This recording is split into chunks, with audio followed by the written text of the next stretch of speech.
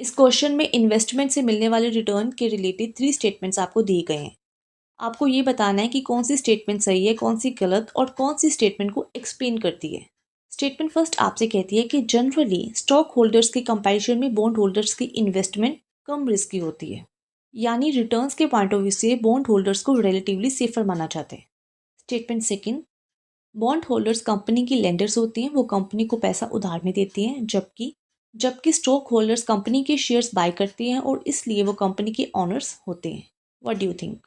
Statement third, जब company को पैसा वापस करना होता है यानी रीपेमेंट के टाइम, तो कंपनी पहले बॉन्ड होल्डर्स को पैसा देती है और स्टॉक होल्डर्स को बाद में, यानी कि रीपेमेंट के टाइम बॉन्ड होल्डर्स को स्टॉक होल्डर्स पर प्रायोरिटी दी जाती है।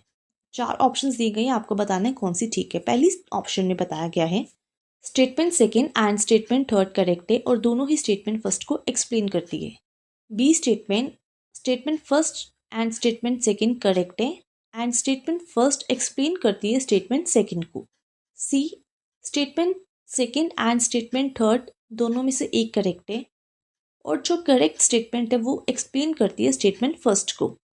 डी ऑप्शन में ना ही स्टेटमेंट सेकेंड ना ही स्टेटमेंट थर्ड करेक्ट है। आप बताइए कौन सा आंसर ठीक है। Your time starts now.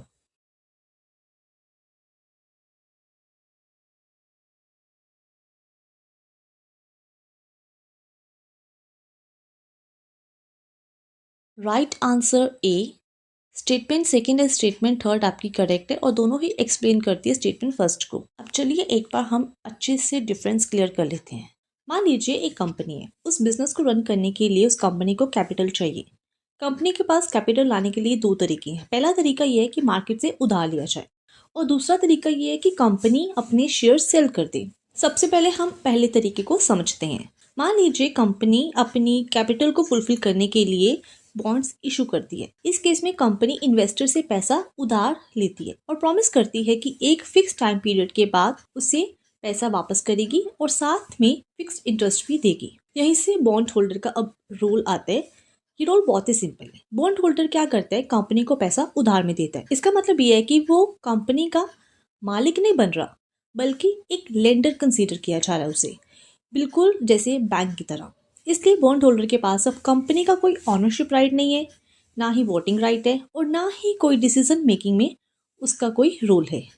अब कंपनी से क्या एक्सपेक्ट किया जाएगा? कंपनी बॉन्ड होल्डर से क्लियर प्रॉमिस करती है कि जब बॉन्ड की मेच्योरिटी होगी उस वक्त उसका प्रिंसिपल अमाउंट उसे वापस दिया जाएगा और उसके साथ फिक्स इंटरेस्ट भी दिया जाएगा। यहाँ कोई प्रॉफिट या लॉस का कोई रोल नहीं है। कंपनी प्रॉफिट में हो या लॉस में बॉन्ड में इन्वेस्ट कर रहा है, उसे इंटरेस्ट मिलेगा ही मिलेगा। सो इसी वजह से जो बॉन्ड में इन्वेस्ट करते हैं उनका जो रिस्क होता है कंपैरेटिवली कम होता है, क्योंकि अब रिटर्न जो है वो लिमिटेड है।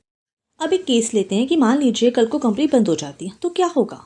क्या उसका बॉन्ड होल्डर का पैसा डूब जाएगा? नहीं, बॉन्ड होल्डर को सबसे पहले प्रायोरिटी दी जाएगी, क्योंकि वो एक लीगली कंपनी का लेंडर है और कंपनी पर एक लीगल ऑब्लिगेशन है कि वो बॉन्ड होल्डर के पैसे को वापस देगा। I hope it is clear. Next is share holder. Share holder company को उधार नहीं देती, वो कंपनी का एक हिस्सा खरीद लेते हैं। इसका मतलब ये है कि वो कंपनी के ऑनर बन जाते हैं। इसलिए शेयर होल्डर के पास अब ऑनरशिप राइट्स हैं, वोटिंग राइट्स हैं और यहाँ तक कि कंपनी के डिसीजन में उनका इनडायरेक्ट रोल भी है।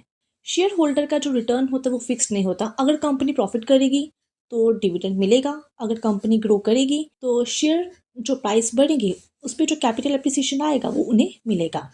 मान लो अगर कंपनी लॉस में चलेगी तो डिविडेंड 0 हो सकता है, शेयर प्राइस गिरने पर उसको काफी लॉस भी उठाना पड़ सकता है। इसलिए जो शेयर होल्डर का यहाँ पे रिस्क है वो ज्यादा हो जाता है। पर अगर कंपनी मान लो बहुत अच्छा परफॉर्म करेगी तो रिटर्न की कोई अपर लिमिट नहीं होगी उस केस में।